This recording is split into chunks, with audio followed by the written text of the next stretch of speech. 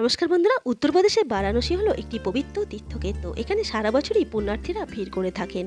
এখানে রয়েছেন বাবা বিশ্বনাথ আর রয়েছেন মা অন্নপূর্ণা। মূলত বাবা বিশ্বনাথ আর মা অন্নপূর্ণার টানেই এখানে পুণ্যার্থীরা এসে থাকেন। এছাড়াও এখানে গঙ্গারতিও খুবই সুন্দর, বিশেষ করে দশাশ্বমেধ ঘাট আর বসিঘাটের গঙ্গারতি খুবই সুন্দর। বন্ধুরা, আপনারা বারাণসী এলে গধুলিয়া মোড়ের কাছে এই হোটেল সম্মানে থাকতে পারেন। এই হোটেল সম্মানে 307 নম্বর রুমে আমরা ছিলাম, সেই রুমটি আপনাদের সঙ্গে শেয়ার করছি। ডবল বেডের রুম, খুবই সুন্দর, পরিষ্কার পরিচ্ছন্ন বড় রুম। রয়েছে ড্রেসিং টেবিল, টিভি, বাথরুমে কোমোড, গিজার। রুমের মধ্যে রয়েছে ফ্যান, এসি, একটা আলমারি।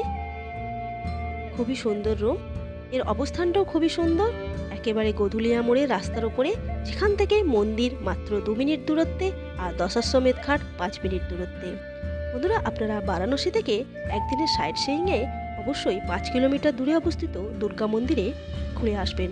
আজকের ভিডিওতে আমি এই দুর্গা মন্দিরকেই তুলে ধরছি।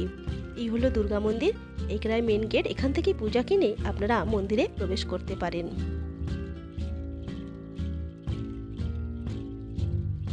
লাল পাথরে তৈরি এই দুর্গা মন্দিরটি খুবই সুন্দর। জানা যায় বাবা বিশ্বনাথ, মা অন্নপূর্ণা আর এই দুর্গা মন্দিরই বারাণসীর সবথেকে প্রাচীনতম মন্দির। এখানে বহু মানুষ যজ্ঞের জন্য এসে থাকেন। এখানে মা দুর্গা ছাড়াও রয়েছেন মা লক্ষ্মী এবং মা সরস্বতী। এছাড়াও রয়েছেন মা কালী। এই লাল পাথরে তৈরি দুর্গা মন্দিরটি তৈরি করেছিলেন বাঙালি রানী ভবানী।